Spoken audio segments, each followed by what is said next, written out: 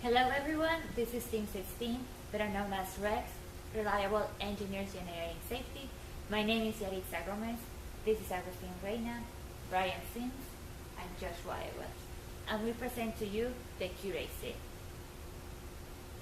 The main issue that inspired the creation of this product was vehicular history in children, because in the last 24 years it has caused the death of 804 kids. As we can see in the following chart, there is an average of 37 kids that die every year because of this condition. That means that one kid dies every 9 days because of this. This is such a critical number, and already this year, 18 kids have died. And here in Texas, this is the state where most kids die because of this. But how can this happen? Well, most people believe that vehicular history only happens because of irresponsible parents or parents that don't care enough about their children. But that's not true, because it can happen to anyone, because everyone is capable of forgetting. What happens is that we have two planning sections. One of them is the autopilot section, which is made out of the basal ganglia, that is right here. And the other section is made out of the frontal cortex and the hippocampus, this one and this one right here. They're always competing against each other. And whenever you have a routine, the basal ganglia takes over. Let's think about this situation. You just have to drive from your house to your work, from point A to point B. But there's a special situation and you have to drop off your kid at daycare. Just a simple distraction can make your brain switch from the planning section to the autopilot section. And now you're just gonna believe that you just have to drive from point A to point B, which has happened in 55% of the cases where most parents were not even aware of the presence of the kids.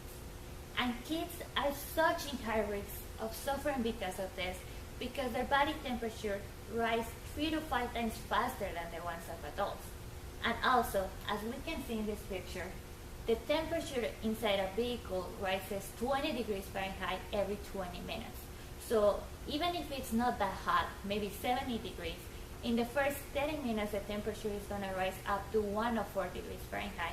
And at this temperature, if you leave a child inside a vehicle, he's going to have muscular cramping, elevated heart rate, and he's going to start feeling unconscious. And the critical point happens at 107 degrees Fahrenheit, where most of the internal organs are going to start shutting down.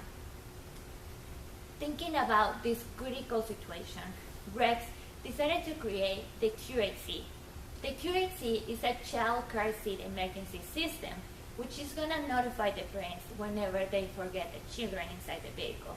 And also, it's going to provide an AC system to maintain the temperature of the children in a normal range so that they don't die because of this.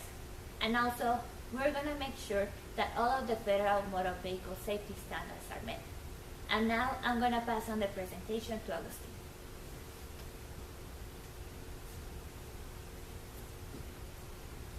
Design constraints. Our design is limited by the Federal Motor Vehicle Safety Standards.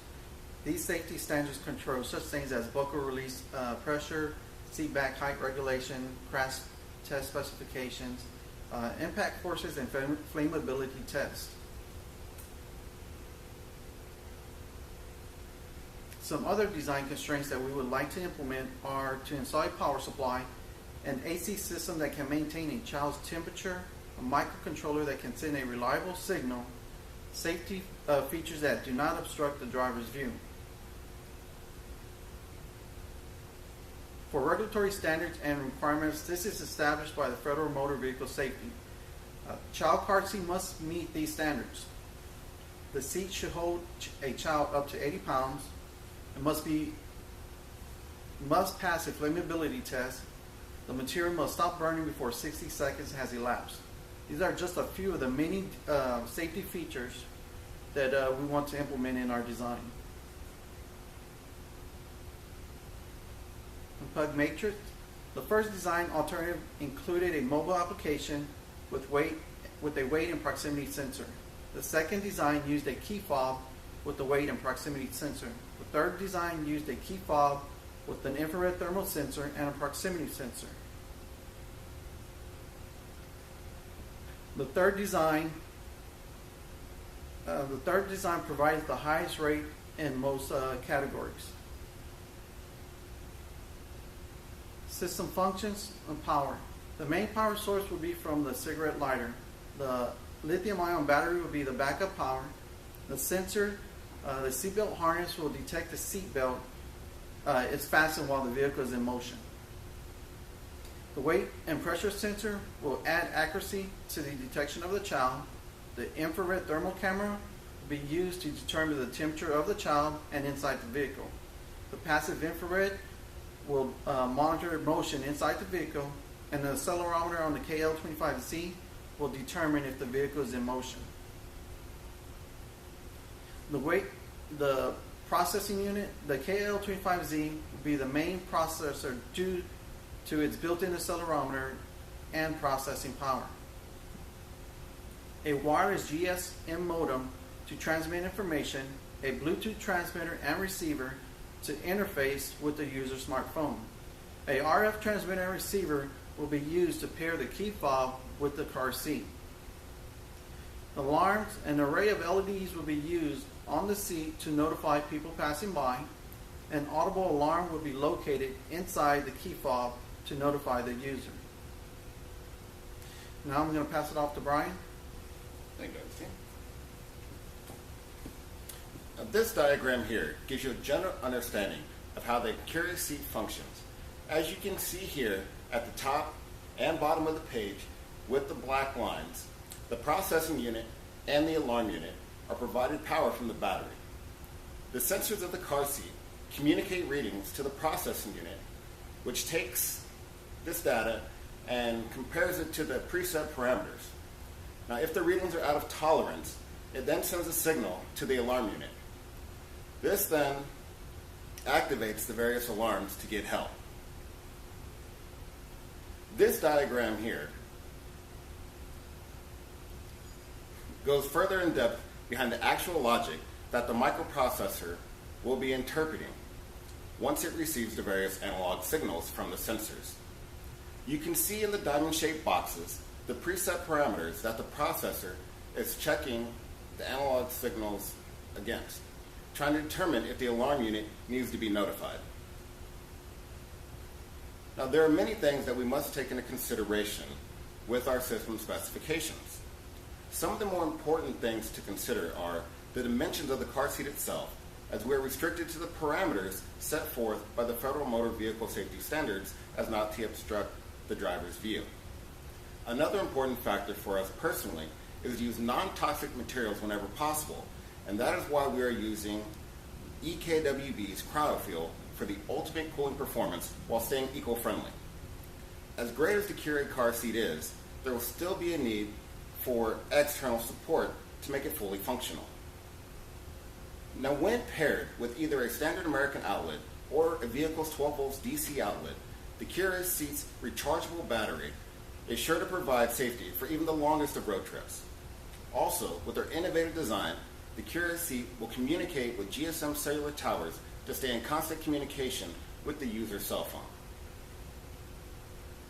Now, we know that a parent will go to extremes to protect their child, and the Curae car seat will do the same. Our design ensures to hold up to the most strenuous of conditions, operating at temperatures as low as negative 67 degrees Fahrenheit, all the way up to 180 degrees.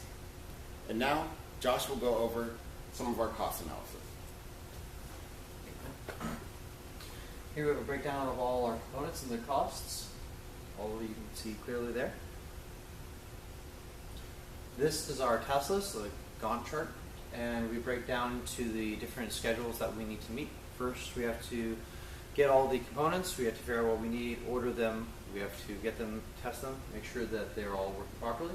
Then we have to go into fabrication. We have to do some 3D modeling, figure out the components that we didn't receive via purchase. We have to figure out how we need to build like housing. We do some SolidWorks to design it, start the 3D printing process. Once we get them, test them, make sure that everything works as we need to assemble. If not, then we have to do some redesigning and then refabrication. The next part will be to assemble, so we'll have to do a layout of the printed circuit board. Then we'll have to do the fabrication of the printed circuit board and then do some testing on it, make sure everything works. And then we have to assemble everything. At the same time as this is going on, we have to do our software development. We have to figure out the scope of the software. We have to actually program it. We have to test it with the individual hardware components and then put everything together and do a final test of the code. Then, once everything is together, we'll do some final testing and finish our project. We expect to take 25 days for the first design process. Fabrication, we expect to take 15 days. We expect 25 days for the assembly, and then 16 days for the software development.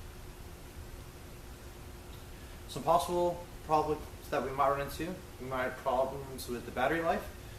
We have a key fob that has got its own battery source, and then the battery inside the chair that will be drained by the AC system. Depending on how much of a drain they have, they might have shorter than needed battery life, so we have to check on that. We also have capabilities of the microcontroller, so it's going to be receiving several different inputs from different sensors. We have to make sure that it's able to handle all those inputs. It can't miss any of those signals in case something is only like for a bit. We have to make sure that we know the child's there, and so if there's any missing signals, that could be a problem. We also have to take into account the radio frequency range. The chair has to send out a radio frequency to the key fob.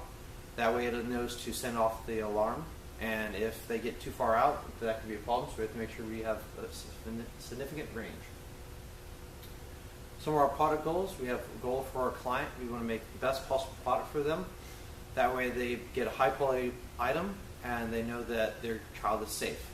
We also have an acquisition goal so that we make such a great product that companies want to buy our product and start producing it themselves. And in conclusion, we want to make a high quality product that will save children's lives, while at the same time we don't want to violate any pre-existing products. We want to build a prototype and then be able to take some feedback, innovate, and improve our design. These are our sources. Thank you for your time.